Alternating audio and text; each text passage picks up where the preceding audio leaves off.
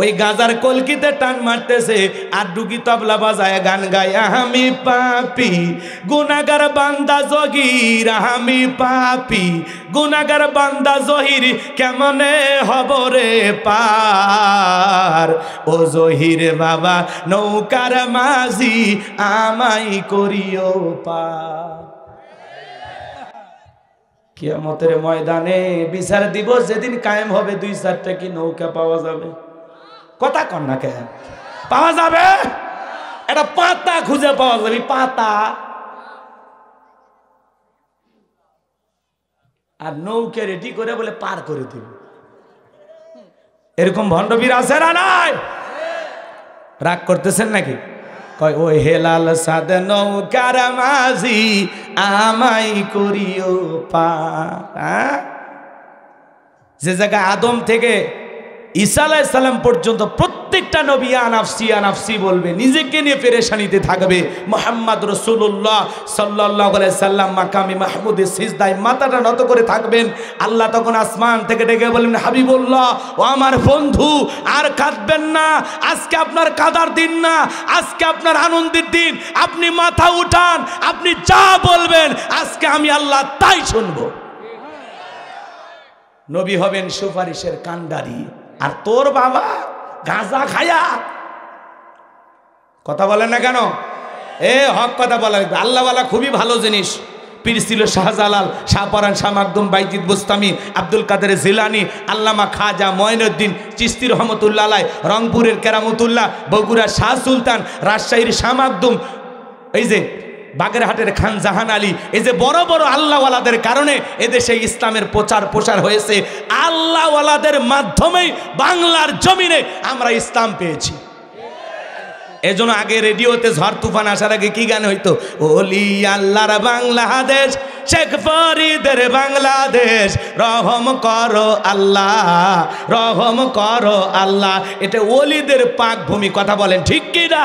এই ওলিদের পুণ্যভূমিতে এখন পীরের লেভেল পরে কিছু ভণ্ডের আবির্ভাব ঘটেছে। আমার ওয়াজ হক্কানি আল্লাহওয়ালাদের বিরুদ্ধে কথা বলার সাহস আমার নাই। আমি যা বলি ভণ্ডদের বিরুদ্ধে বলি, বেদাতীদের বিরুদ্ধে বলি, যারা মাজারগুলোকে পূজার মতো শ্রদ্ধা করে। মাজারগুলোতে পূজা, মাজার পূজা শুরু হয়েছে না? কথা বলেন না কেন? আপনারা রাগ করতেছেন না?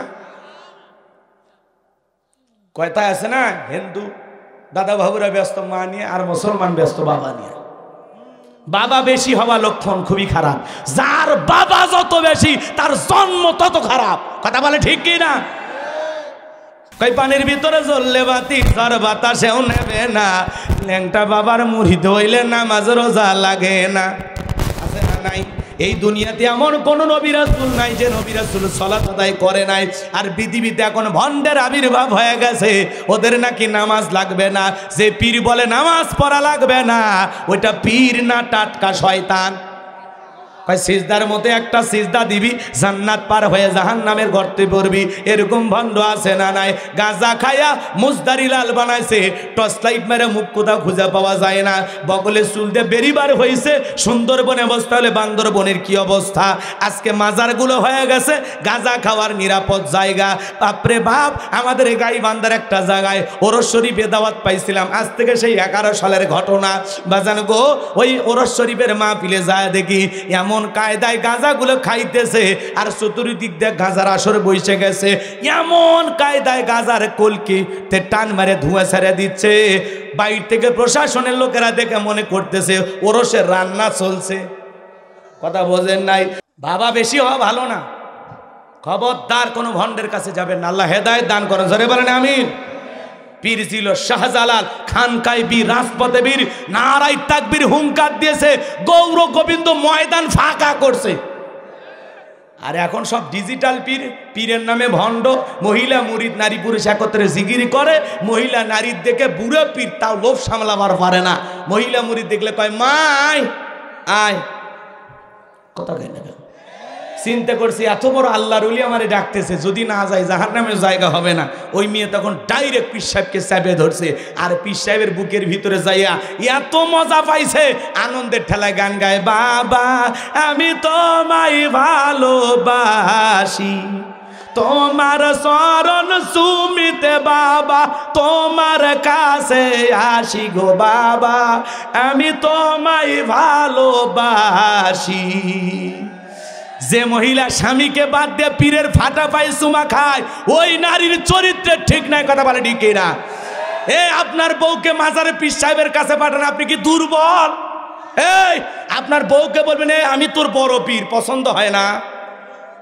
আয়েশা, ফাতেমা, খাদিজা, আসিয়া, মারিয়ম, হাজেরা, রহিমা এদের জীবনীগুলো কিনে দিবেন। স্ত্রীকে বলবেন এগুলো সব জান্নাতি নারী, এই বইগুলো পর, জান্নাতি জীবন গড়, জান্নাতের রাস্তা ধর, তারপরে মর।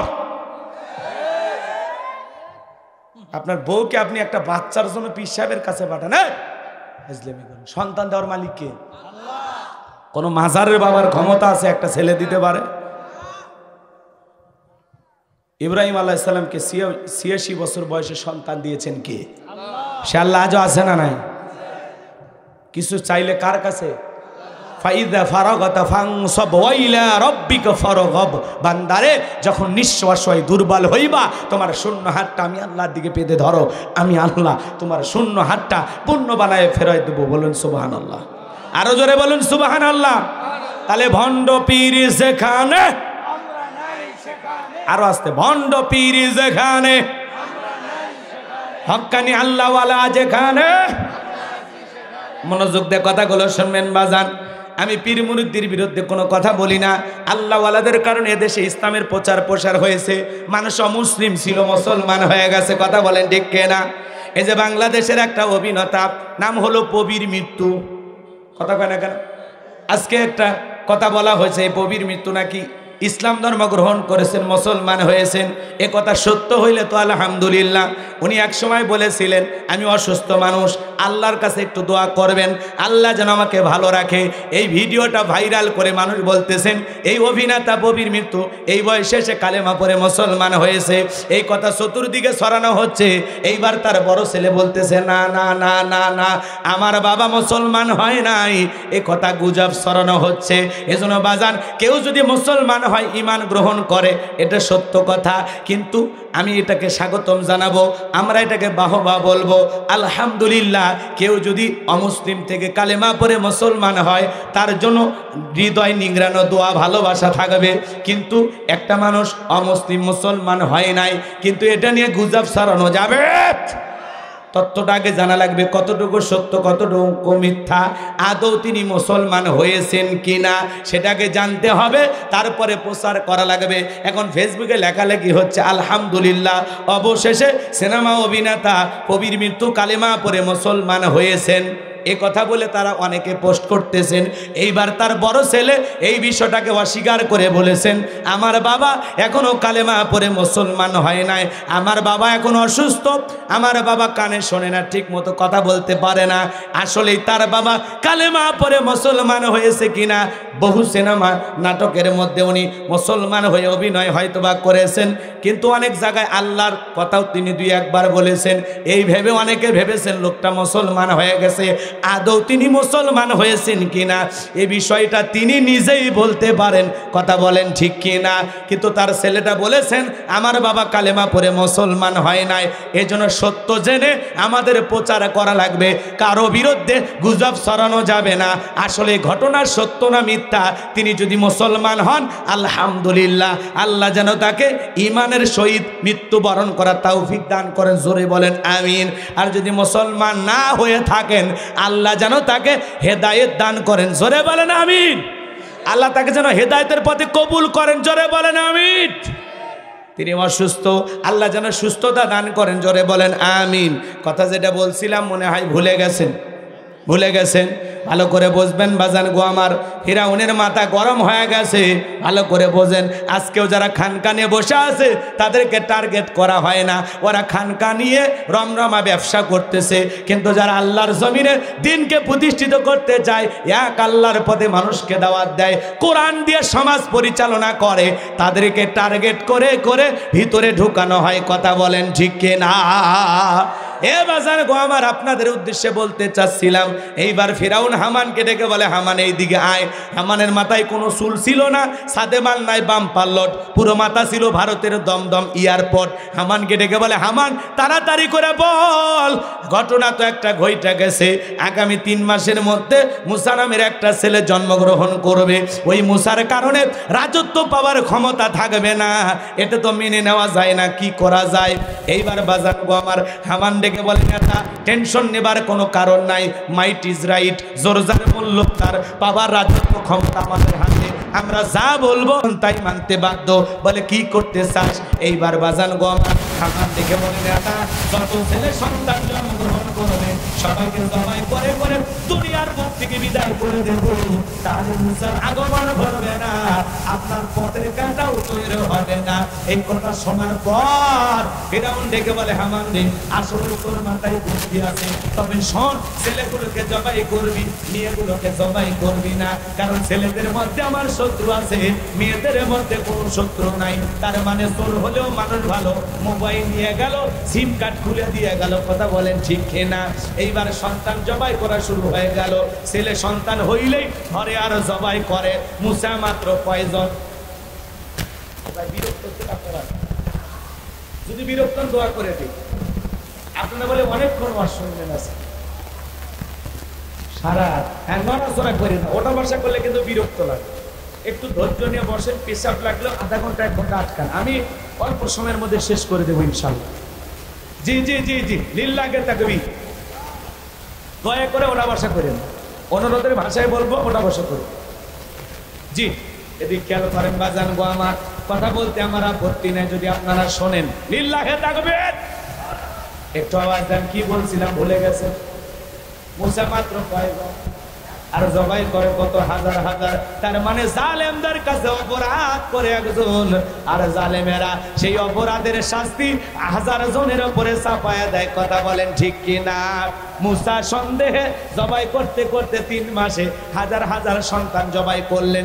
2টা বর্ণনা পাওয়া যায়, কেউ বলেছেন 20,000, কেউ বলেছেন 24,000, আবার কেউ বলেছেন 80,000-এর মতো ঘটনা। যাই হোক, একটু মনোযোগ দিয়ে শোনেন, আমি যে কথা বলতে চাচ্ছিলাম বাজান গো আমার, এইবার 3 মাস অতিবাহিত হয়ে গেল। দবিরাকে ডেকে বলে, দবিরা এইবার গবেষণা করে দেখো, আমার পথের কাটা মুসা মরল না বাঁচলো।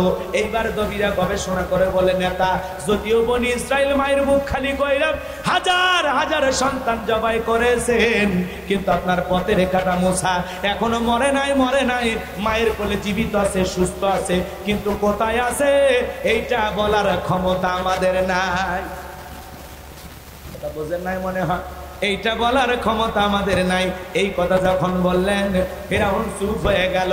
আমার আল্লাহ রাব্বুল আলামিন বলেন, ওয়া মাকারু ওয়া মাকারাল্লাহ আল্লাহু খায়রুল মাকিরিন।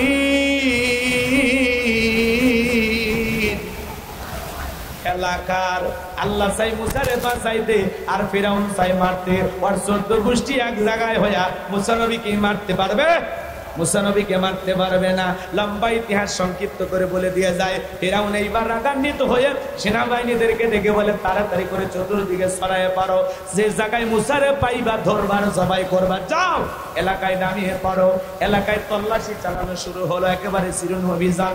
এখন সেনাবাহিনী মুসা নবীর বাড়ির দিকে রওনা করেছে। মুসা নবীর বড় বোন নাম তার মারিয়ম ডেকে বলে, মা আমার ভাইকে তুমি কই লুকিয়ে রাখবা? মুসা নবীর মা সেনাবাহিনীর কথা শুই না সন্তানকে নিয়ে দিক সেদিক দৌড়ায়, কে জানের মাধ্যমে গাইবি আওয়াজ দে বলে, মুসার মা তোমার চুলের ভিতরে তোমার ছেলেটাকে ফেলে দাও, কথা দিলাম গো তোমার ছেলেকে আবার তোমার কোলে ফেরায় দেব, বলুন সুবহানাল্লাহ। এইবার ফিরাউনের সেনাবাহিনী পুরো বাড়ি তল্লাশি চালাইলেন, সার্চ করলেন, তন্ন তন্ন করে বাড়ির চতুর্দিকে খুঁজলেন, কোথাও কোনো সন্তান খুঁজে পাইলেন না। এইবার সমস্ত বাহিনী যখন ব্যর্থ হয়ে চলে যায়, বাজান গো আমার, মুসা নবীর বাবা 2টা চোখের পানি ছেড়ে দিয়ে কাঁদে আর ডেকে বলে, বিবি রে, ওই জালেমদের ভয়ে সন্তানটাকে চুলার ভিতরে ফেলে দিলি। আমার মন ডেকে বলে, আমার মুসা মনে হয় আগুনে পুড়ে কয়লা হয়ে গেছে, ওরা যদি ছেলেটাকে জবাই ভয় করত, বুকে লাশটা জড়ায় কাঁদতে পারতাম। বাবা হিসাবে মা আর মনে কষ্ট দিও না। মা যখন সন্তান গর্ভে ধারণ করে 3-4 মাস মা ঘুমাইতে পারে না, মা খাইতে পারে না, খাওয়ার রুচি নষ্ট হয়ে যায়, মার বমি বমি হয়। 6-7 মাস যখন হয়ে যায়, সন্তান যখন আস্তে আস্তে মায়ের পেটে বড় হয়, ডাক্তারি গবেষণায় বলা হয়েছে বাজান গো আমার, এ বাজান, মায়ের গর্ভে সন্তান যেই জায়গাটাতে থাকে ওই জায়গাটা মাত্র 10 ইঞ্চি। 8-9 মাস যখন হয়ে যায়, সন্তানটা যখন আস্তে আস্তে বড় হয়, মার কলিজার সাথে সন্তানের 2টা পা আল্লাহ পাক লাগাইয়া দেয়। যেই সন্তানটা মায়ের গর্ভে থাকা অবস্থায় সবচাইতে কম নাড়াচাড়া করে, মায়ের গর্ভে থাকা অবস্থায় সন্তানটা মায়ের কলিজায় 4,500 বার লাথি মারে। কত কষ্ট যন্ত্রণা গয়, মা সারা দুনিয়ার কেউ জানে না। মা কত রাত ঘুমাইতে পারে না, মা ব্যথায় সারা রাত জাগ্রত থাকে, দেয়ালে পিঠটা লাগাইয়া মা সারা রাত দাইরে দাইরে একা একা কাটাইয়া দেয়। যে মা সন্তান গর্ভ ধারণ করে রাতের বেলায় ঘুমাইতে পারে না, সারা রাত জায়গা নফল নামাজ পড়লে যে সব হয়, মায়ের আমল নামায় আল্লাহ সেই সব লিখে দেয়। বলুন সুবহানাল্লাহ। যুবক রে, সন্তান যখন ডেলিভারির সময় হয়ে আসে, গভীর নিশীথে মা বাবার 2টা পা জড়ায় কান্দে। মায়ের চোখের পানি যখন বাবার পাকে স্পর্শ করে, বাবা ঘুম থেকে জাগ্রত হয়ে ঠিক বলে, বিবি রে, এত রাতের বেলায় কেন তুমি কান্না করো, কি হয়েছে তোমার? ডেকে বলে, স্বামী, ও আমার স্বামী, কত মহিলা সন্তান জন্ম দিতে গিয়ে মারা যায়, আমি যদি মারা যাই তুমি আমারে মাফ করে দিও, এই নাও সংসারের চাবি বুঝাইয়া দিলাম। এই কথা বলে মা সংসারের চাবি বুঝাইয়া দিয়া দাইমার ঘরে চলে যায়। প্রসবের যাতনায় মা দাঁত মুখ কামড়ায়, মা কত কষ্ট পায়। এ যুবক, প্রসবের যাতনা যে কত কঠিন, দুনিয়ার মা ছাড়া কেউ বুঝবে না। নবীর এক সাহাবী মাকে কাঁধে করে হজ করায়। নবী ডেকে বলে, সাহাবী কাঁধে কে? ডেকে বলে, হুজুর আমার মা। আমার নবী ডেকে বলে, সাহাবী বড় ভালো কাজ করতেছো, আমার তো মাও নাই বাবাও নাই, আমি দুনিয়ার সেরা এতিম, যা করতেছো তুমি ভালো করতেছো। সাহাবী ডেকে বলে, হুজুর আমি যে আমার মাকে কাঁধে করে হজ করাইলাম, আমি কি আমার মায়ের হক আদায় করতে পেরেছি? বিশ্ব নবী ডেকে বলে, সাহাবী, আল্লাহ যদি তোমাকে কিয়ামত পর্যন্ত হায়াত দেয় আর তুমি যদি তোমার মাকে কাঁধে করে এমনি ভাবে হজ করাও, তোমার মা তোমাকে জন্ম দেওয়ার সময় প্রসবের যাতনায় উহ আর শব্দ করেছিল, ওই একটা উহ শব্দের হক দুনিয়ার কোনো সন্তান আদায় করতে পারবে না। এ ভাই, ডেলিভারি কি যে কষ্ট, দুনিয়ার মা ছাড়া কেউ বোঝে না। একটা সন্তান জন্ম দিতে গিয়ে মা ছোট্ট বালতির মতো 1 বালতি রক্ত শরীর থেকে ঢেলে ফেলে দেয়। কত মা জ্ঞান হারায় ফেলে, মার হুঁশ থাকে না। কিছুক্ষণ পরে মা যখন হুঁশ ফিরে পায়, ডেকে বলে, কই আমার সোনা মানিক, আমার কোলে দাও। মা সন্তানকে কোলে নেয়, গালে মুখে চুমা খায় আর বলে, বাঁচাদন বেঁচে থাক, আল্লাহ তোরে বড় মানুষ বানাক। মায়ের চাইতে দুনিয়াতে আপন আর কেউ নাই। একটা সন্তানের জন্য দুনিয়ার সব চাইতে আপন মানুষ 2 জন, একটা মা আর একটা বাবা। মা বাবার চাইতে নিঃস্বার্থ ভালোবাসা দুনিয়ার কেউ মানুষ দিতে পারবে না। দুনিয়াতে নিঃস্বার্থ ভালোবাসা কি? মার বাবা, মা বাবার ভালোবাসার মধ্যে কোনো স্বার্থ থাকে? 2013 সালে পত্রিকা একটা কলম পড়েছিলাম বিশ্ব মা দিবস উপলক্ষে। ছোট্ট এই কথাটা বলে মূল আলোচনায় চলে যায়। খারাপ লাগে? কষ্ট হচ্ছে? শুনে যান, যে কোনো ঘটনা থেকে শিক্ষা আছে না নাই? একটু শুনে যান বাজান গো আমার। এই ছেলেটার নাম ছিল আব্দুল মালেক। ছোটবেলায় চোখ দিয়ে পুষ পড়তো, পানি পড়তো। বাবা মারা গেছে, মা ডাক্তারের কাছে নিয়ে গেছে। ডাক্তার সাহেব, আমার এই ছেলেটার বাবা নাই, সন্তানটা চোখ দিয়ে পুষ পড়ে, পানি পড়ে। আমি মা তো টেনশনে পড়ে গেছি। ছেলের সন্তানটার চোখটা একটু পরীক্ষা করেন। ডাক্তার এবার চোখটা পরীক্ষা নিরীক্ষা করে বলে, আপা এই ছেলের চোখের যে অবস্থা দেখতেছি, বড় হয়ে গেলে এই ছেলেটা অন্ধ হয়ে যাবে। মা তখন চোখের পানি ছেড়ে দিয়ে কাঁদে আর ডেকে বলে, ডাক্তার ভাই এই ছেলেটা বড় হয়ে যদি অন্ধ হয়ে যায়, ওর বাবাও নাই, ছেলেটাও যদি অন্ধ হয়, আমার জীবনের কি হবে? ডাক্তারকে বলে ভাই কত টাকা লাগবে, এমন একটা বিপুল পরিমাণ টাকার অঙ্কের কথা বললেন। মা শুনে চোখের পানি ছেড়ে দিয়ে কাঁদে আর ডেকে বলে, ও ডাক্তার ভাই, এত টাকা দেওয়ার মতো তো আমার কাছে টাকা নাই, আমি এত টাকা কোথায় পাইব? ডাক্তার ভাই আর কি কোনো উপায় নাই? ডাক্তার ডেকে বলে, বোন আমাদের কাছে কোনো উপায় নাই। এইবার মহিলা কাঁদতে কাঁদতে ডেকে বলে, ডাক্তার ভাই আমার দুইটা চোখ যদি আমি আমার ছেলেকে দেই, আমার ছেলে দেখতে পাবে কিনা? বলে, আপা এও সম্ভব। আমার ভাইয়েরা, অনম দুঃখিনী মা তখন সন্তানের জন্য দুইটা চোখ দিয়ে দিল।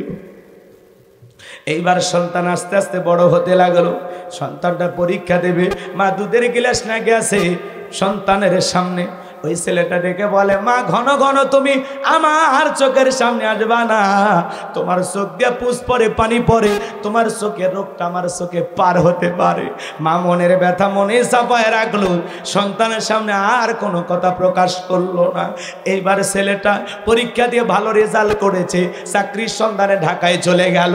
ঢাকায় যায় চাকরি পাইছে, সুন্দরী বউ দেখে বিবাহ করেছে, কিন্তু গ্রামের বাড়ি দুঃখিনী মায়ের আর কোনো খবর রাখলো না। বছরের পর বছর কেটে যায়, মা অসুস্থ হয়ে যায়। মা তখন টেনশনে পড়ে গেল, যেই ছেলের জন্য জীবন যৌবনের সবকিছু বিলিয়ে দিলাম, আমার সেই ছেলেটা আজকে আমি অসুস্থ, আমারে দেখতেও আসে না। অন্তত মরার আগে আমি মা আমার সন্তানের চেহারাটা দেখে মরতে চাই। এইভাবে মা বন্ধু বান্ধবের কাছ থেকে ঠিকানা সংগ্রহ করে ছেলের বাড়ি ঢাকায় চলে গেল। ঢাকায় যখন চলে গেছে, বলে আমি আব্দুল মালিকের মা। বাড়ির দারোয়ান গেটটা খুলে দিয়েছে, বাড়ির ভিতরে প্রবেশ করে মা তাকায় দেখে আব্দুল মালিক বাড়ির সামনে দাঁড়ায় আছে।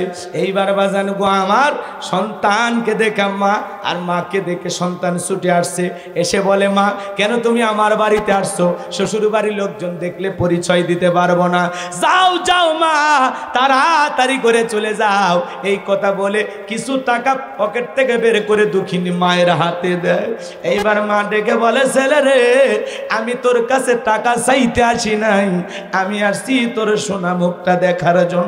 হঠাৎ করে বিবি চলে আসছে, ডেকে বলে, স্বামী এই সেরা শাড়ি পরা মহিলাটা তোমার কে হয়? এইবার ছেলেটা মায়ের পরিচয় গোপন করে ডেকে বলে, এই সেরা শাড়ি পরা মহিলাটা আমার গ্রামের বাড়ির কাজের মহিলা। আমার ভাইয়েরা, এই কথা বলার পর স্ত্রী যখন চলে গেল, দুঃখিনী মায়ের চোখ দিয়া মনে হয় বৃষ্টির পানির মতো অশ্রু গড়িয়ে পড়তে লাগলো। আর ডেকে বলে, বাবা রে, আমি মা তোর জন্য কত কষ্ট করেছিলাম। যখন তুমি অসুস্থ হয়েছিলে, আমি মা তোর বিছানায় শোয়ায় রেখে সারা রাত জেগে জেগে আল্লাহর কাছে বলেছি, আল্লাহ আমার হায়াত নিয়ে হলেও আমার ছেলেটাকে বাঁচায় রাখো। 10 মাস 10 দিন গর্ভে থাই দিয়েছি বাবা, তোর জন্য জীবনে কি না করলাম, আজকে বইয়ের সামনে মারে চাকরানি বানায় দিলি। এত বড় আঘাত পাবো রে বাবা, কোনোদিন আমি মা ভাবতে পারি নাই। এই কথা বলে জনম দুঃখিনী মা সন্তানের দেওয়া টাকা ছেলের হাতের মধ্যে দিয়ে ডেকে বলে, বাবা তোর টাকা তুই পকেটে রাখ, আমি মা টাকা নিতে আসি নাই, আমি আসছিলাম তোর সোনা মুখটা দেখার জন্য। তোর মুখ দেখেছি, আমার স্বাদ মিটে গেছে, মায়ের পরিচয় নিয়া আর কোনোদিন আমি তোর দুয়ারে আসবো না। এই কথা বলে জনম দুঃখিনী মা চলে গেল, বিনা চিকিৎসায় মা দুঃখিনী মারা গেল। এইবার এই ছেলেটা চাকরির প্রমোশনে বাজান গো আমার এলাকায় যখন চলে গেছে, এলাকায় যাওয়ার পর চিন্তা করলো, অনেক দিন হয়ে গেল মার কোনো খবর নেই না, যাই তো একটু মার বাড়িতে যায়। এইবার মার দরজায় ডাক দেয়, ও মা, মা দরজা খোলো। মা নামের পাখি ভিতর থেকে কোনো আওয়াজ দেয় না। মা মা বলে চিৎকার মারে, মায়ের বাড়ি আছে, ঘর আছে, কিন্তু মা নামের পাখিটা উড়াল দিয়ে চলে গেছে। পাশের বাড়ির চাচির ঘুম ভেঙে গেছে, ডেকে বলে, কে বা তুমি? মা মা বলে ডাকো। এইবার ডেকে বলে, চাচি আমারে চেনো না, আমি আব্দুল মালিক, আমার মা কোথায়? চাচি এইবার কেঁদে ডেকে বলে, বাবা রে, আসলি যখন এত দেরি করে কেন আসলি? তোর মা তো অনেক দিন আগে মারা গেছে, অন্ধকার কবরে চলে গেছে। ছেলেটা হাউ হাউমাউ করে কাঁদে আর ডেকে বলে চাচি দেখায়া দাও না আমার মায়ের কবরটা কোথায়। এইবার চাচি যখন মায়ের কবর দেখায়া দিল, মায়ের কবরের মাটি ধইরা হাউমাউ করে কাঁদে আর ডেকে বলে মা এত বড় বেয়াদবি করলাম, ক্ষমা চাওয়ার সুযোগ দিলি না মা, অভিমান করে চলে গেলি, আমার চাইতে হতভাগা সন্তান দুনিয়ার জমিনে কেউ নাই। ও মা আমারে মাফ করে দিও গো মা, ও মা আমারে মাফ করে দিও গো মা। মায়ের কবরের মাটি ধরে অজরে ছেলেটা কান্না করতে লাগলো। চাচি ডেকে বলে বাবা কাঁদলে কি মৃত মা ফেরত আসবে? বাবারে আর কান্না করতে হবে না, তোর মা মৃত্যুর পূর্বে তোর নামে একখানা চিঠি লিখে গেছে আর দেখে বসে গেছে আমার সন্তান যদি কোনোদিন আমি মায়ের সন্ধান করতে আসে, মায়ের লেখা সে চিঠিটা আমার ছেলের হাতে দিয়ে দিও। এই কথা বলে চাচি যখন বলে বাবা আয় আমার কাছে আয়, ছেলেটা হাউমাউ করে মায়ের কবর ধরে কান্না করে আর ডেকে বলে চাচি দাও না আমার মায়ের লেখা সে চিঠিটা কই। এ যুবক, যে মা তোমারে আমারে দুনিয়ার মুখটা দেখাইলো, যে বাবা মাথার ঘাম পায়ে ফেলে বাড়ি ঘরে জায়গা জমি সব দিয়ে কবরে ঘুমাইলো, যে মা বাবা নিঃস্বার্থভাবে সারাটা জীবন ভালোবাসা দিল, সেই মা বাবার সাথে কোনোদিন খারাপ আচরণ করব না, বেয়াদবি করব না, পিতা মাতার খেদমত করে শেষ বয়সে তাদের দায়িত্ব নিয়ে তারা যেমন ছোটবেলা থেকে আমাদেরকে লালন পালন করেছে, শেষ বয়সে আমরা তাদের সুখে দুঃখে পাশে থেকে পিতা মাতার খেদমত করে তাদের দোয়া নিব। কোন কোন সন্তান দুই হাত তুলে আমার আল্লাহকে একবার দেখাইয়া দেন। আল্লাহ আমাদের সবাইকে পিতা মাতার খেদমতকারী সন্তান হিসেবে কবুল করুন, জোরে বলুন আমিন। পিতা মাতার খেদমত করব তো ইনশাআল্লাহ। পিতা মাতার মনে কষ্ট দেওয়া যাবে? এ যুবক হাত নামাও, শোনো, বইয়ের ভালোবাসা বইয়ের কাছে, মায়ের ভালোবাসা মায়ের কাছে। কাউকে বেশি প্রাধান্য দিতে গিয়ে কারো প্রতি অবহেলা করা যাবে না। মা জননী, তার সাথে বেয়াদবি করা। আজকে ছেলেরা বউ পাইলে মার কথা ভুলে যায়, কথা বলেন না কেন? এ যুবক রাগ কইরো না, সামনের দিকে যায়, অনেক কথা বলার আছে। খারাপ লাগতেছে, দোয়া করব, একটু কথা শুনে যান বাজান। ফেরাউনক সাইজ করে বাড়ি যাবেন না, ফাইনাল খেলা ওয়াক সুবে মারিয়ে থুয়ে যাবে। ও তো এখনো বাদশা হয়ে আছে, কথা বোঝেননি? ওয়াক সুবে যাওয়া লাগবে, কথা ঠিক না? আচ্ছা এদিক খেয়াল করেন। যুবক, তাহলে বইয়ের ভালোবাসা বইয়ের কাছে, মায়ের ভালোবাসা মায়ের কাছে, কাউকে অবহেলা করার কোনো সুযোগ, ঠিক আছে? বিয়ের আগে মা মা মা ছাড়া কিছুই বোঝেন, আর বিয়ের পরে বউ বউ জিকির, এটা যেন না হয়। মায়ের ভালোবাসা মায়ের মতোই থাকবে, বইয়ের ভালোবাসা বইয়ের মতোই থাকবে, ঠিক আছে? তবে এই এই এই ডিজিটাল বইদের একটু সমস্যা আছে, এজন্য যা সিদ্ধান্ত নেওয়ার বাসর রাতে, ওই যে কথা আছে না বাসর রাতে বিড়াল মারো, তো বাসের রাতেই তোমার 50 বছরের জীবনে কি কি প্ল্যান আছে, কথা কোনো, তো আপনার এই 50 বছরের ভবিষ্যৎ কি চিন্তা ভাবনা আছে, এটা আপনার বইয়ের সাথে শেয়ার করতে হবে। যে আমি এরকম পুরুষ আর এরকম একটা বউ চাই, তুমি আমার মনের মতো এইভাবে চলবে। বাসর করে সেলফি তুলবে না হলে দাম্পত্য জীবনের কথা বলবে, এরা তো হুঁশ পায় না। এরা সেলফি তোলা, মালা বদল, ডিজে পার্টি, লাভালাভি, গান বাজনা যে কায়দায় শুরু করে, বইয়ের ছবি ফেসবুকে ছাড়ে, আর সাথে বোকার কেউ আছে? এরা যেভাবে সেলফির নিশায়তে ধরে গেছে, না জানি কোন দিন বাসর ঘরে লাইভ শুরু করে। আল্লাহ এদের হেদায়েত দান করুক, জোরে বলেন আমিন। এদেরকে সাইজ পরে করতেছি, আগে ওয়ার সামনের দিকে নিয়ে যায়। কষ্ট হচ্ছে আপনাদের? বাজান গো আমার, এইবার মুসা নবীর মা চুলার ভিতরে তাকায় দেখে মুসা নবী চুলার ভিতরে পড়ে মুস্কি মুস্কি হাসে, বলুন সুবহানাল্লাহ। এইবার সন্তানটাকে কোলের মধ্যে নিলেন, আবারও কে যেন গাইবি আওয়াজ দেয়, এলহামের মাধ্যমে ডেকে বলে মুসার মা, আর কতদিন জালেমদের ভয়ে সন্তানটাকে লুকিয়ে রাখবা? এইবারে মায়ের লেখা শেষ চিঠি পড়বেন না, কথা যেন মনে থাকে। হ্যাঁ, কষ্ট হচ্ছে না বাজান গো আমার যে কথা বলতে চাচ্ছিলাম এ যুবকের দল মনোযোগ দিয়ে কথাগুলো শুনে যাও এইবার দেখে বলে মোসার মা আর কতদিন জালেমদের ভয়ে লুকিয়ে রাখবা সিন্ধুক একটা বানাইয়া দরিয়ার বুকে ভাসায়া দাও কথা দিলাম গো তোমার ছেলেকে আবার তোমার কোলে ফেরায় দেব বলুন সুবহানাল্লাহ এইবার সিন্ধুক পাবেন কোথায় মুসা নবীর মা টেনশনে পড়ে গেল সকালবেলা কে যেন ডেকে বলে মিস্ত্রি লাগবে মা ও মা মিস্ত্রি লাগবে আমি একজন মিস্ত্রি মুসা নবীর মা চিন্তায় করে এরকম ভাবে কেউ তো কোনোদিন ডাকে নাই ও মিস্ত্রি তুমি এই দিকে আসো আসো মিস্ত্রি যখন কাছে আসলেন ডেকে বলে মিস্ত্রি তুমি কি বানাইতে পারো মিস্ত্রি ডেকে বলে মা আপনার যদি মনে হয় এমন একটা সিন্ধুক আপনার দরকার যে সিন্ধুকের ভিতরে আপনার সন্তানকে তুলে দরিয়ার বুকে ভাসায় দিবেন আপনি চাইলে আমি এরকম সিন্ধুক বানায় দিতে পারি মুসা নবীর মা এই কথা শোনার পর বলে মিস্ত্রি রে তুমি তোমার মনের কথা বলেছো এরকম একটা সিন্ধুক তোমার দরকার মিস্ত্রি বলে মা ভিতর থেকে একটু পানি নিয়ে আসেন যন্ত্রপাতি আছে ধার দেওয়ার জন্য পানি লাগতে পারে আবার না হলেও চলবে মুসা নবীর মা ভিতর থেকে পানি নিয়ে এসে দেখেন মিস্ত্রি সুন্দর একটা সিন্ধুক বানায়া দাঁড়িয়ে আছে বলেন আল্লাহু আকবার এবার সিন্ধুকটা হাতের মধ্যে দিয়া মিস্ত্রি দৌড়ায় পিছন থেকে ডাইকা বলে মিস্ত্রি লোহার পয়সা কি নিবা না কাঠের পয়সা কি নিবা না তোমার পারিশ্রমিকের দামটা কি নিবা না মিস্ত্রি ডেকে বলে মা যারা বিপদে পড়ে আমি তাদের উপকার করি বিনিময়ে টাকা পয়সা গ্রহণ করি না মুসা নবীর মা এই কথা শোনার পর ডেকে বলে মিস্ত্রি এই বিপদের দিনে এত বড় উপকার করলা লোহার পয়সাও নিলা না কাঠের পয়সাও নিলা না তোমার পারিশ্রমিকের দামটাও নিলা না অন্তত তোমার নামটা বলে যাও মাঝে মাঝে যদি তোমার কথা মনে হয়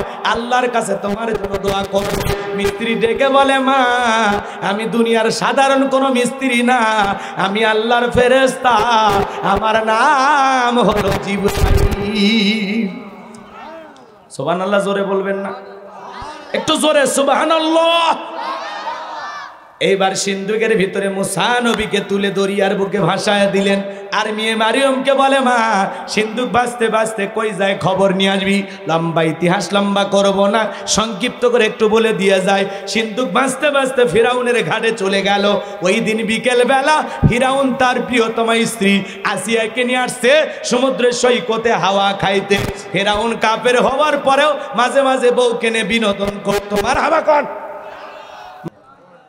ইন্নাল হামদালিল্লাহিল আকরামিল্লাযী খালাকাল ইনসানা ওয়া কাররামা ওয়া আল্লামাহু মিনাল বায়ানি মা লাম ইয়ালাম ফাসুবহানাল্লাযী লা ইহসা ইমতিনানুহু বিল লিসানি ওয়ালা বিল কলাম নাশহাদু আল্লা ইলাহা ইল্লাল্লাহু ওয়াহদাহু লা শারীকা লাহু ونشهد أن سيدنا وسندنا وحبيبنا ومولانا محمدا عبده ورسوله الذي أرسله بالحق بشيرا ونذيرا وداعيا إلى الله بإذنه وسراجا وقمرا منيرا فقد قال الله تعالى في كلامه المجيد وفي فرقانه الحميد সকলে জবান সেরে মোহাব্বতে আওয়াজ দে পড়ুন আউযু বিল্লাহি মিনাশ শাইতানির রাজিম বিসমিল্লাহির রাহমানির রহিম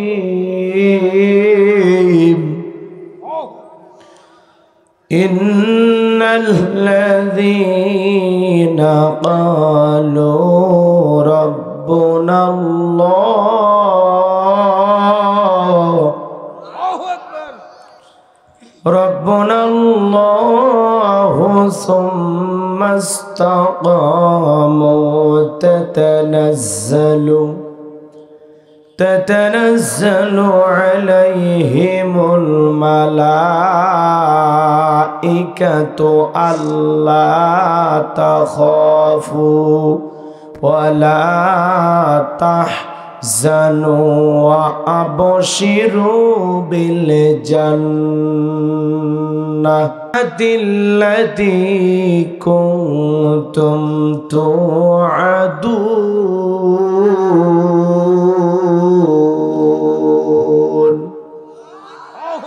صدقت يا رب العالمين. وعن أبي هريرة رضي الله تعالى عنه قال قال رسول الله صلى الله عليه وسلم الدنيا سجن المؤمن وجنة الكافر رواه المسلم. وقال تعالى في شأن حبيبي إن الله وملائكته يصلون على النبي يا أيها الذين آمنوا صلوا عليه وسلموا تسليما. সকলে দরুদ ইব্রাহিম পড়ুন। اللهم صل على محمد وعلى آل محمد كما صليت على إبراهيم وعلى آل إبراهيم إنك حميد مجيد. اللهم بارك على محمد وعلى آل محمد كما باركت على إبراهيم وعلى آل إبراهيم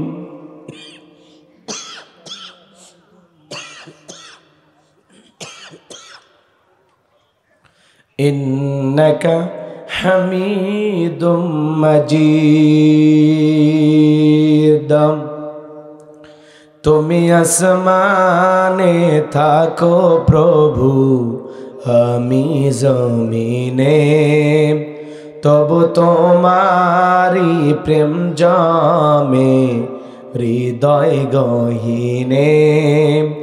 আমি তোমারি গোলাম গো অন্য কারো নাম আমি তোমারি গোলাম গো অন্য কারো না। আলিমুল গায়ব তুমি মালিক রব্বানা। আল্লাহু আল্লাহু আল্লাহু আল্লাহ আল্লাহু আল্লাহু আল্লাহু। তোমারি রহম ছাড়া বাঁচা বড় দায় প্রতিদিনে প্রতিখানে জড়িয়ে রাখো গো আমায়। তোমারি রহম ছাড়া বাঁচা বড় দায় প্রতিদিনে প্রতিখানে জড়িয়ে রাখো গো আমায়। কত শত ভুল মাফ করে দাও কত শত ভুল মাফ করে দাও জানা কি জানাই আমি তোমারি গোলাম গো অন্য কারো নাম আমি তোমারি গোলাম গো অন্য কারো না। আলিমুল গায়ব তুমি মালিক রব্বানা। আল্লাহু আল্লাহু আল্লাহু আল্লাহ আল্লাহু আল্লাহু কঠিন বিচারের দিনে থেকো গো পাশে, পাপের ভারে নয়ে গেছি মন তাই কেঁদে মরে। কঠিন বিচারের দিনে থেকো গো পাশে, পাপের ভারে ডুবে গেছি মন তাই কেঁদে মরে। জান্নাতি ফুল দিও গো আমায়, জান্নাতি ফুল দিও গো আমায়, আগুনে ফেলে দিও না। আমি তোমারই গোলাম গো অন্য কারো না, আমি তোমারই গোলাম গো অন্য কারো না। আলিমুল গায়ব তুমি মালিক রব্বানা। আল্লাহু আল্লাহু আল্লাহু আল্লাহ, আল্লাহু আল্লাহু। একটু মোহাব্বতে কালেমা পড়ুন, লা ইলাহা ইল্লাল্লাহ, জোরে লা ইলাহা, আওয়াজ করে জোরে জোরে লা ইলাহা ইল্লাল্লাহ, জোরে।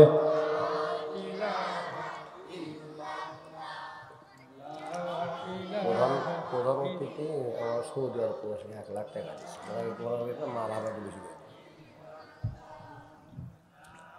থাক থাক, কষ্ট করে পড়েন না। আরে আপনাদের কালেমা পড়ে দেখে মায়া লাগতেছে।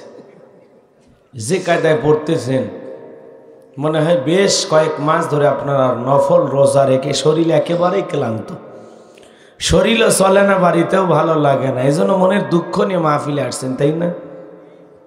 এই যদি হয় মুসলমানের কালেমার আওয়াজ, বাতিলেরা তো টুটি চেপে ধরবেই।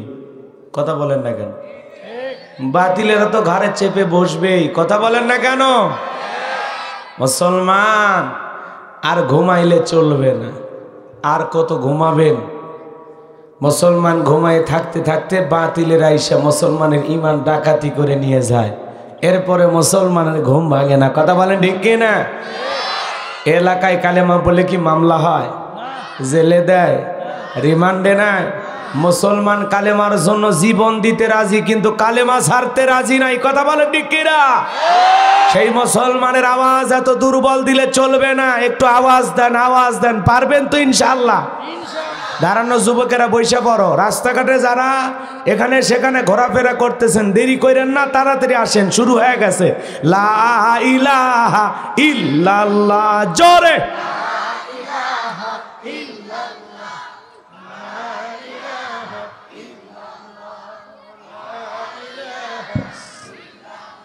জোরে লা ইলাহা ইল্লাল্লাহ, জোরে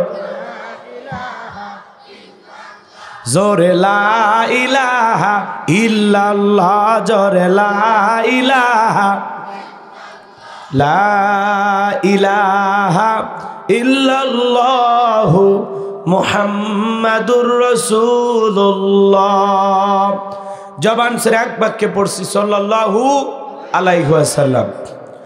বাংলাদেশের ঐতিহ্যবাহী বগুড়া জেলার ধনুর থানার অন্তর্গত উত্তর নান্দিয়ার পাড়া বাইতুর রহমান জামি মসজিদের উন্নয়ন কল্পে আজকের এই বিরাট ইসলামী জালসার সম্মানিত সুযোগ্য অনারেবল প্রেসিডেন্ট জনাব মোহাম্মদ রবিউল ইসলাম আল্লাহ পাক তার গোলামকে হায়াতে তৈয়বা সিয়াতে কুলিয়া দান করুন। সকলে বলুন আমিন। আজকের প্রোগ্রামের প্রধান অতিথি জনাব মোহাম্মদ আরিফুর রহমান আরিফ, আল্লাহ পাক তার গোলামকে হায়াতে তৈয়বা সিয়াতে কুলিয়া দান করুন। সকলে বলুন আমিন। আজকের প্রোগ্রামের আমন্ত্রিত অতিথিবৃন্দ, বিশেষ অতিথিবৃন্দ, বিশেষ অতিথি এবং প্রবাসী বৃন্দ, আলোচনা রেখে ধন্য করেছেন আপনাদের মসজিদের সুযোগ্য সম্মানিত খতিব চমৎকার কথা বলেছেন। হাফেজে কোরআন হজরত মাওলানা মোহাম্মদ জহুরুল ইসলাম সাহেব। আল্লাহ পাক প্রিয় ভাইয়ের জবানকে দ্বীনের জন্য, ইসলামের জন্য, কোরআনের ময়দানের জন্য কবুল করুন। সকলে বলুন আমিন।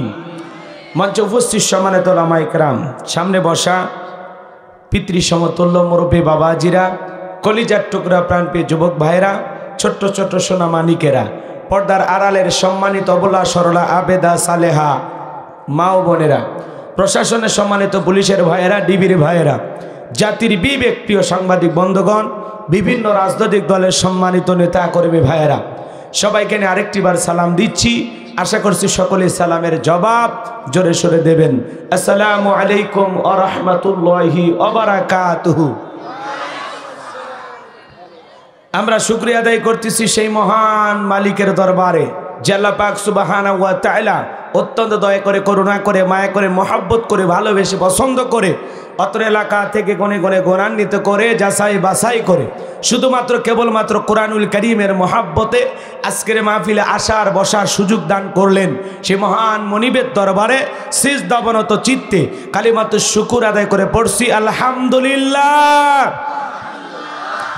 পড়ুন রব্বানা লাকাল হামদ হামদান কাসীরান তয়্যিবান মুবারাকান ফি। লক্ষ কোটি দরুদ সালাম মানবতার শ্রেষ্ঠ বন্ধু বিশ্বনবী, বিশ্বনেতা যে নবী আইয়ামে জাহিলিয়াতের যুগে আগমন করে অসভ্য মানুষগুলোকে সভ্য বানিয়েছেন, অভদ্র মানুষগুলোকে ভদ্র বানিয়েছেন, কোরআন নামের সংবিধান দিয়ে কোরআনের রাজ কায়েম কইরা সোনালী যুগ উপহার দিয়া মদিনার পাক ভূমিতে শায়িত আছেন। সে রাসূলের প্রতি কলিজা ভরা মহব্বত নিয়ে পড়ছি দরুদ সালাম। সকলেই পড়ুন সাল্লাল্লাহু আলাইহি ওয়াসাল্লাম। সম্মানিত ভাইরা, আজকের প্রোগ্রামে আসতে পেরে বসতে পেরে খুশি না বেজার? কারা কারা বেজার দু হাত তুলে দেখান তো দেখি। আলহামদুলিল্লাহ। বগুড়ার মানুষ চালাক না হইয়া পারে? হ্যাঁ, চালাক শ্রোতাদের সামনে আবার ওয়াজ করে শান্তি পাওয়া যায়, কইতে কলিকাতা বুঝে নাই। তো আজকের প্রোগ্রামে আসতে পেরে বসতে পেরে কারা কারা খুশি, মুখে নিয়ে হাসি আওয়াজ দেবে বেশি? আল্লাহ নামের এমন একটি স্লোগান দেবেন, এলাকায় যদি কোনো বাতিল শক্তি থাকে তাদের কলিজায় যেন কম্পন সৃষ্টি হয়, এমন আওয়াজ তুলতে রাজি আছেন যারা? বীর মুসলমানের মতো দুটি হাত টান টান করে তুলে দেখান তো তারা। লিল্লাহে তাকবীর, লিল্লাহে তাকবীর। আল কোরআনের আলো, আল হাদিসের আলো, দুনিয়ার মুসলিম। আমার নেতা তোমার নেতা, আমার নেতা তোমার নেতা। লিল্লাহে তাকবীর। আল কোরআনের আলো, আল হাদিসের আলো, দুর্নীতির আলো। হাত টেনে নাড়া দেন তো। মাশাআল্লাহ, মারহাবা। আসতে কারো নাকে যেন না লাগে, হাত নামান। অনেকে ঝোঁকে তালে বলেই ফেলেছেন দুর্নীতির আলো ঘরে ঘরে জ্বালো। বাংলাদেশে দুর্নীতি দমন কমিশন আছে না নাই? এরপরে দুর্নীতি কমেছে নাকি ডিজিটাল কায়দায় বেড়েই চলেছে? দিন যত করাচ্ছে দুর্নীতির পাল্লা তত ভারী হচ্ছে। কথা বলেন ঠিক কি না? আমরা চাই আমাদের প্রিয় মাতৃ বাংলাদেশ দুর্নীতি মুক্ত আল্লাহ কবুল করুন, চিল্লা বলুন আমিন। আমরা চাই আমাদের বাংলাদেশ মাদক মুক্ত আল্লাহ কবুল করুন, চিল্লা বলুন আমিন। আমরা চাই আমাদের বাংলাদেশ যৌতুক মুক্ত আল্লাহ কবুল করুন, চিল্লা বলুন আমিন। আমরা চাই আমাদের বাংলাদেশ নাস্তিক মুক্ত আল্লাহ কবুল করুন, চিল্লা বলুন আমিন। সম্মানিত ভাইরা আমার, ভূমিকায় লম্বা কথা নয়, সরাসরি মূল আলোচনায় প্রবেশ করতে চাই। তারপরে দুই একটি কথা না বললেই নয়। আমরা যত জায়গায় কোরআনের কথা বলতে যাই বলে হুজুর সাবধানে আলোচনা করবেন, ভুলে যাবেন না এলাকা কার। ওদের কথার সাইজ শুনে মনে হয় এলাকা ওদের বাবার। কথা বলেন না কেন? একটা আওয়াজ দিবেন। বগুড়ার মানুষ যদি কথা না বলে অন্য জেলার মানুষ তারও বেশি বোঝেন নাই। ওদেরকে মনে করেন গুতাও আওয়াজ বের করা যাবে। একটু আওয়াজ দেন। ভয় পাচ্ছেন নাকি? আমি করব ওয়াজ, আপনারা দেবেন আওয়াজ, জবাব দিবেন ঠিক ঠিক, আলোচনা হবে কমপ্লিট। শ্রোতাদের স্পিরিটে বারে বক্তার হিট, আলোচনা হবে জায়গা মতো ফিট। হ্যাঁ, চোখ কান খোলা রাখবেন, কিছু আজ প্যান্ডেলে, কিছু আজ অ্যাঙ্গেলে, জ্ঞানী লোকের জন্য ইশারায় যথেষ্ট। কথা বলেন ঠিক কিনা? হ্যাঁ, চলুন সামনের দিকে যায়। কষ্ট হচ্ছে আপনাদের? অনেক জায়গায় গেলে বলে হুজুর ওয়াজ যা করবেন করবেন, খবরদার রাজনীতির কোনো আলোচনা করবেন না। আপনারাই বলেন তোমার বাড়ি কোন জেলা? গাইবান্ধা। গরিব এলাকায় বাড়ি দেখে আমার জেলার নামটা নিতে আপনাদের কষ্ট হচ্ছে, একটু জোরে বলেন আমার বাড়ি কোথায়? আমি আসছি কোন জেলায়? বগুড়ায়। বিশ্বাস করেন আমি গাইবান্ধা থেকে বগুড়াতে আসছি শুধুমাত্র কোরআনে কথা বলার আশায়, এছাড়া আমার আর অন্য কোনো উদ্দেশ্য নাই। কথা বলেন ঠিক কিনা? আর গাইবান্ধা থেকে বগুড়া ধনুটে রাজনীতি করে আমার কোনো লাভ আছে? আগামী নির্বাচনে এলাকার মহিলা মেম্বার পদে দাঁড়ানোর কোনো চান্স আছে? তাহলে আমি কেন এখানে রাজনীতি করব? যদি করাই লাগে নিজের জেলা গাইবান্ধাই করব। কথা বলেন ঠিক কিনা? এই জন্য আপনারা টেনশন মুক্ত থাকবেন, আমি আপনাদের কথার সাথে একমত। আমি বাংলাদেশের রাজনীতি কোনো দলের বক্তা না, আমি রাজনীতিক কোনো বক্তব্য দেব না। I will not say any political word because I am not a leader of any political party. কারণ এখানে সব দলের লোক আছে না নাই? এখানে বসে আছেন আওয়ামী লীগ, বিএনপি, জাতীয় পার্টি, জামাত ইসলাম, জাসদ, পার্ষদ, চরমানা, আরশিদ, আমবাগি, ফুরফুরা, হাটহাজার, ওলামা, নিজামা, তাবলিগ, পাবলিক, ওলামা লীগ, গণতন্ত্র, গণফোরাম, সুসমাজ, বিকল্পতার, এলজিবিটি, নাগরিক শক্তি, ভিপিল সোসাইটি, 4 দল, 14 দল, 8 দল, 19 দল, 20 দল, হিন্দুস্তান বিএনএফ, বাংলাদেশ কংগ্রেস, যে পর্যন্তই থাক। বাংলাদেশে কত দল? আমি কি বোকা দলীয় আলোচনা করব? এই দিক থেকে যদি একটা দলের লোক গুথা মারে, ওই দিক থেকে আর একটা দলের লোক থানায় টেলিফোন করে, আমি হুজুরের অবস্থা ভালো না খারাপ? অতএব আজকের মাহফিলে বাংলাদেশের রাজনীতি নিয়ে কোনো আলোচনা করা হবে? বলেন, বাংলাদেশের রাজনীতি নিয়ে কোনো আলোচনা করা হবে? আচ্ছা, বাংলাদেশের রাজনীতি কি আল্লাহর পাঠানো? কথা বোঝেন না কেন?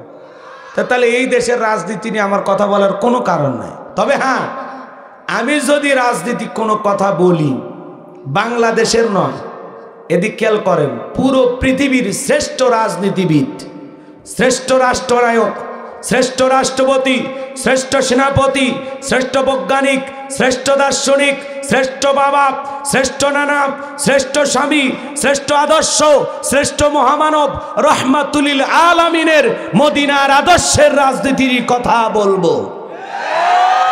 আমি যদি কোনো রাজনৈতিক বক্তব্য দেই, খলিফাতুল মুসলিমিন আমিরুল মুমিনিন হযরত ওমর ফারুকের আদর্শের রাজনীতির কথা বলবো। যে ওমর ফারুক আল্লাহর জমিনে আল্লাহর আইনকে প্রতিষ্ঠিত করতে গিয়ে নিজের কলিজার টুকরা ছেলেকে পর্যন্ত ছাড় দেয় নাই। কথা বলেন ঠিক কি না? সেই মদিনাওয়ালার আদর্শের রাজনীতির কথা শোনার পর আপনার যেন আবার চুলকানি আরম্ভ না হয়। কারণ কোরআন হাদিসের হক কথা সবার পেটে হজম হয়। আপনারাই বলেন তো, সুদ করে সামনে যদি সুদের বিষয় নিয়ে আলোচনা করা হয়, ও কি বগুড়ার এশিয়া হোটেল থেকে মিষ্টি নিয়ে এসে বলবো হুজুর হ্যাঁ করেন একটু মিষ্টি খান? নাকি বলবে এই হুজুর এসে সুদের ওয়াজ কইরা আমার সুদের ব্যবসায় লাল বাতি জ্বালাইছে? কথা বলে ঠিক কিনা? যারা ঘুষ খায়, দুর্নীতি করে, হারাম খায়, বুড়ি বানাচ্ছে, 26 মাসের গর্ভবতী, ওদের সামনে ঘুষের আলোচনা করলে খুশি না বেজার? যারা বেনামাজি, নামাজ পড়ে আসার খাইয়া পইরা আল্লাহ সিজদা দেয় না, ওদের সামনে নামাজের ওয়াজ করলে খুশি না বেজার? যে সমস্ত মা বোনেরা বোরকা পরে না, পর্দা করে না, বুকে ওড়না পর্যন্ত নেয় না, সেই সমস্ত মা বোনদের সামনে পর্দার আলোচনা করলে খুশি না বেজার? এমন কায়দায় রাস্তা দিয়ে হাইটে যায়, মনে হয় পেছন থেকে তাকালে 2টা সুপারি গাছ দাঁড়িয়ে আছে। কথা বলেন ঠিক কিনা? এই জন্য ওয়াজ যদি কারো বিপক্ষে চলে যায়, কিয়ামত পর্যন্ত সে বক্তার উপরে খুশি হবে না। কথা বলেন ঠিক কিনা?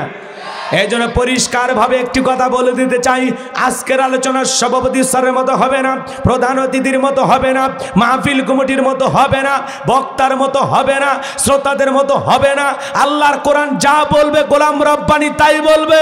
এতে কে খুশি কে বেজার ওইটা দেখার টাইম নাই। কথা বলেন ঠিক কিনা? যুগে যুগে নবী রাসূলের দাওয়াতি কাজ করেছেন, তাদের দাওয়াতি কাজেও কাফের বেঈমানরা বাধার পাঁচির তৈরি করে দিয়েছিলেন।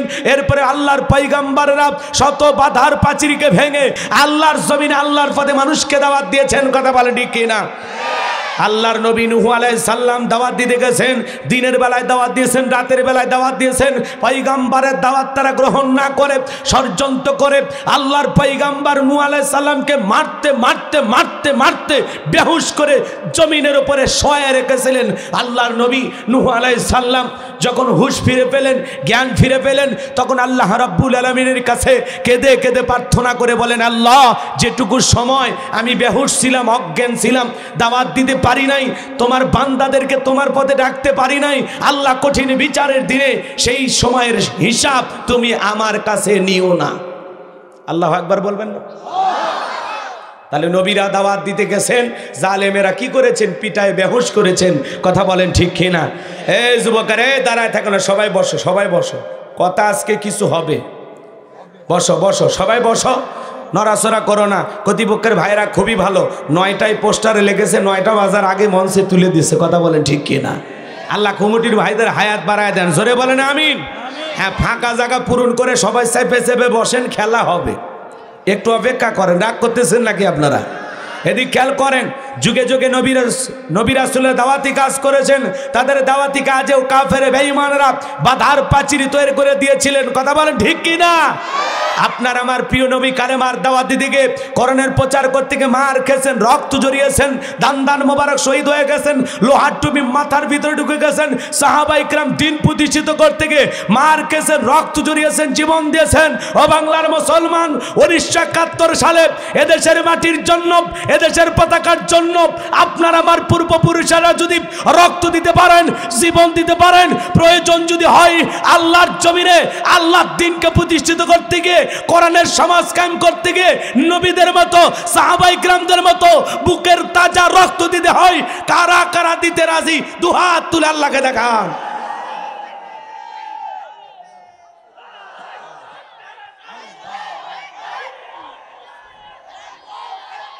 লিল্লাহে তাকবীর, লিল্লাহে তাকবীর।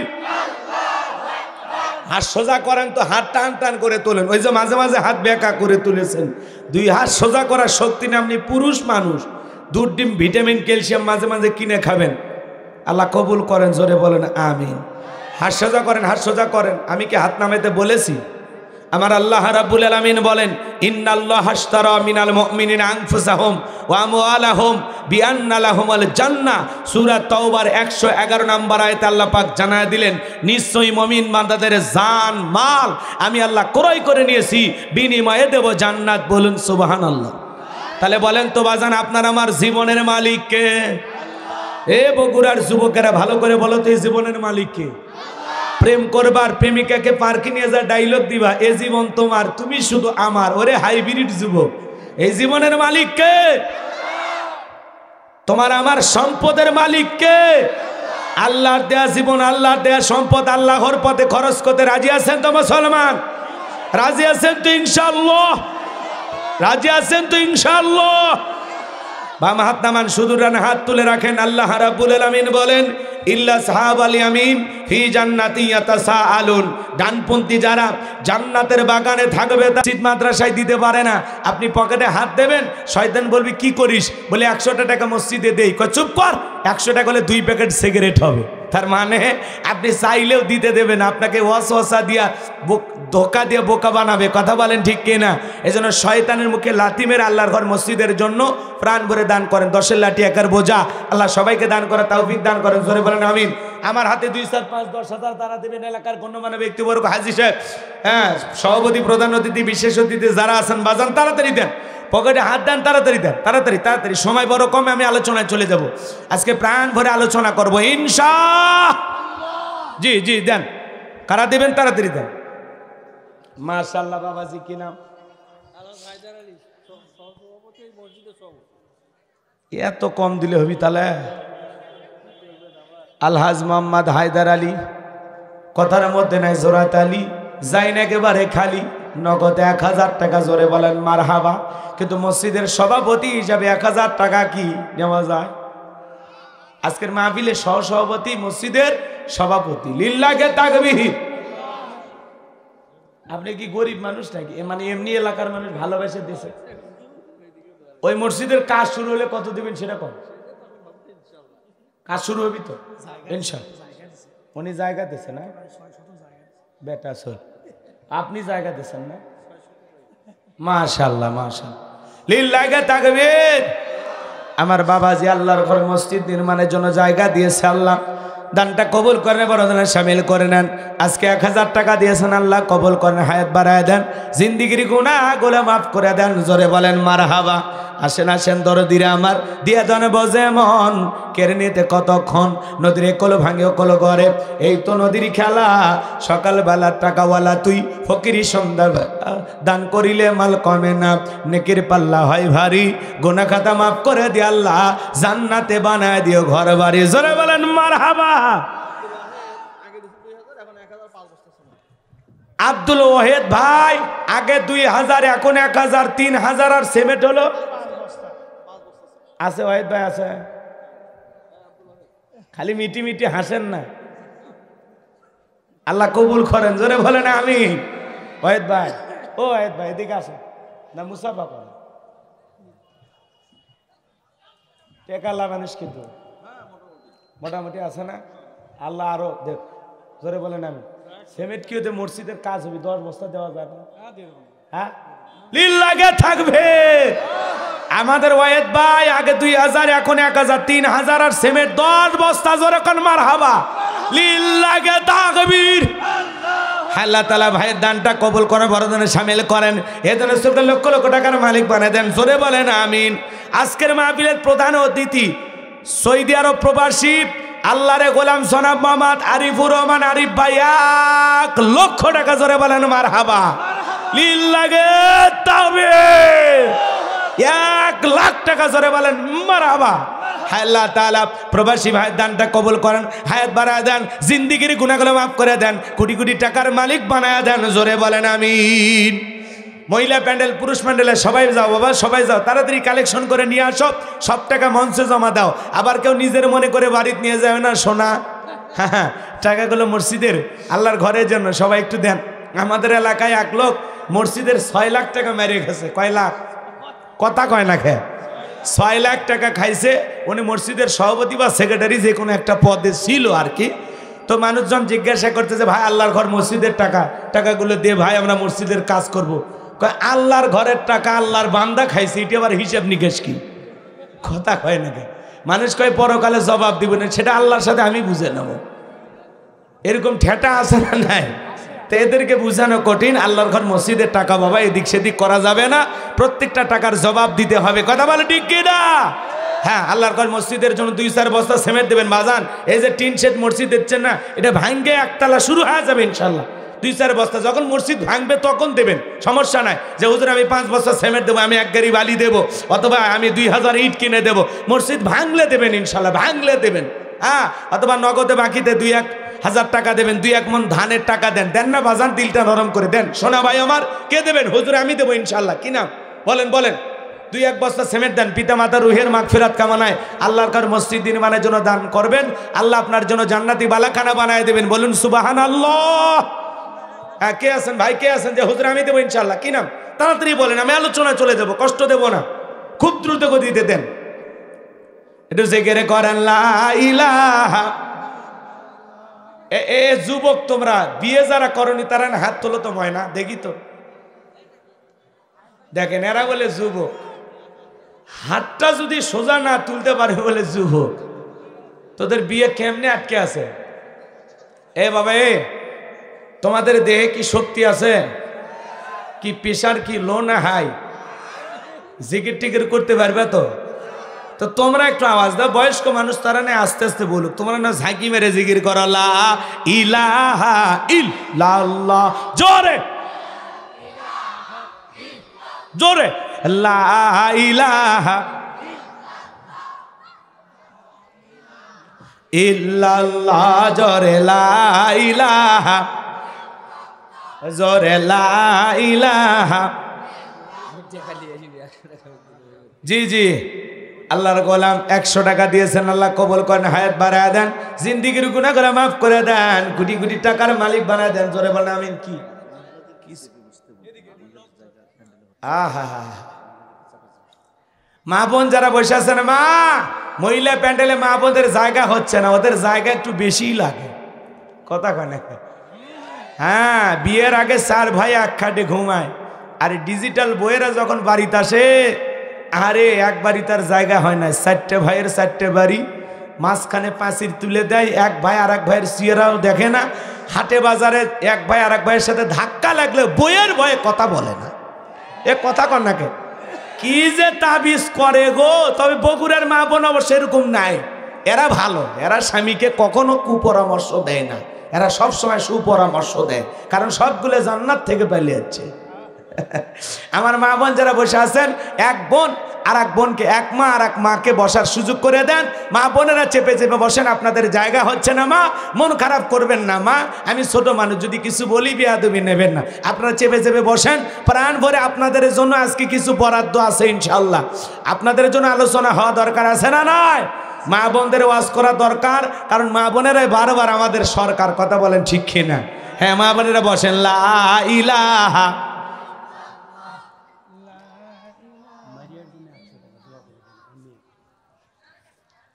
আহারে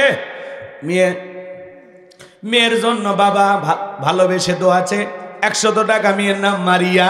আল্লাহ তাআলা দানটা কবুল করেন, মেয়ের হায়াত বাড়ায় দেন, জিন্দেগির গুনাহগুলো মাফ করে দেন। আল্লাহ তাআলা তার পরিবারের উপর খাস রহমত বরকত নাজিল করেন। জোরে বলেন আমিন। আরো আস্তে কর। এই জিকির থামলো কেন? জিকির করো, লা ইলাহা ইল্লাল্লাহ। জোরে লা।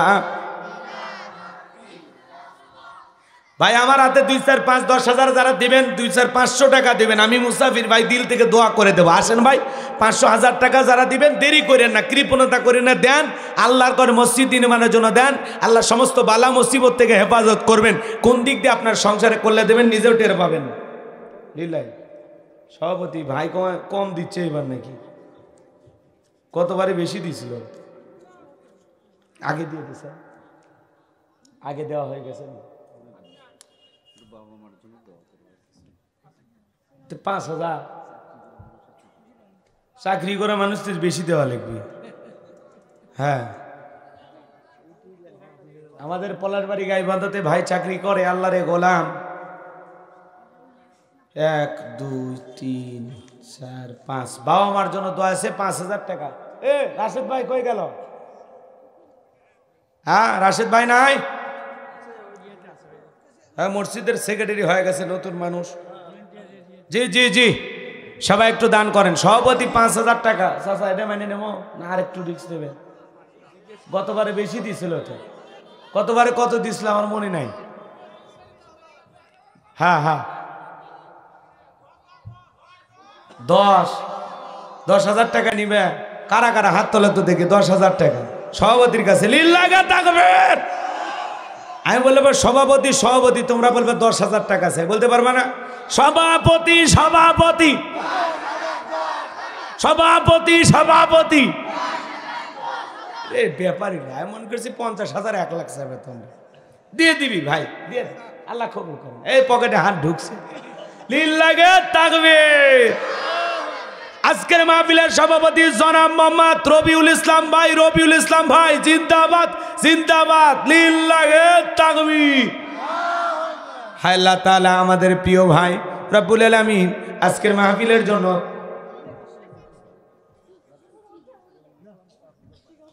জি সভাপতি মহোদয় খায়রুল মাস্টার 2 বস্তা সিমেন্ট আল্লাহ কবুল করেন, হায়াত বাড়ায় দেন, জিন্দেগির গুনাহগুলো মাফ করে দেন। জোরে বলেন আমিন। সভাপতি মহোদয় নগদ 5,000, বাকি 5,000 আল্লাহ তাআলা দানটা কবুল করেন, বড় দানে শামিল করেন। এদিন আসলে লক্ষ লক্ষ টাকার মালিক বানায় দেন, দুনিয়া আখিরাতে ইজ্জত সম্মান বাড়ায় দেন। জোরে বলেন আমিন। আর কে আছেন ভাই? তাড়াতাড়ি দেন, আলোচনায় চলে যাবো, আর কষ্ট দেব না, খুব দ্রুত গতিতে। দাঁড়ানো যুবকেরা বসো, বাবা বসো, যুবকেরা বসো। এই সাইডে কিছু জায়গা আছে, চেপে চেপে বসেন। আর এই 1-150 লোক হইলে প্যান্ডেল ভরে যাবে ইনশাল্লাহ। ওরা আসতেছে, কিছু লোক কেবল বাড়ি থেকে রওনা করেছে। হ্যাঁ, ওরা মনে করছে 9টা বলতে 9টা 10টায় বাজায় নাকি, কিন্তু রাশেদ ভাই এবার খুব হিসেবি লোক। বাপ রে বাপ, 9টা বাজার আগে মঞ্চে হাজির। লিল্লাহি তাকবীর। চলুন প্রাণ ভরে আলোচনা করবো ইনশাল্লাহ, আর বেশি দেরি করা যাবে না। 2-1 জন দিলে ভাই দেন। চলুন চলুন আলোচনায় চলে যাবো। কেউ আসেন, আর কেউ আসেন দেবেন?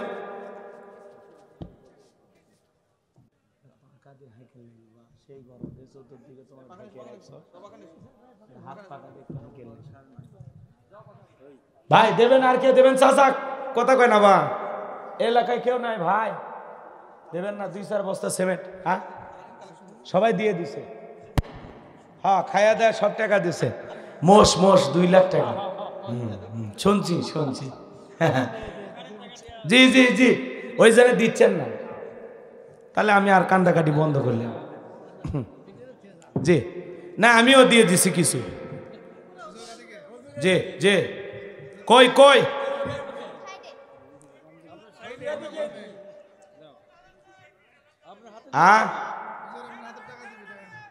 সেক্রেটারি আছে চাচা?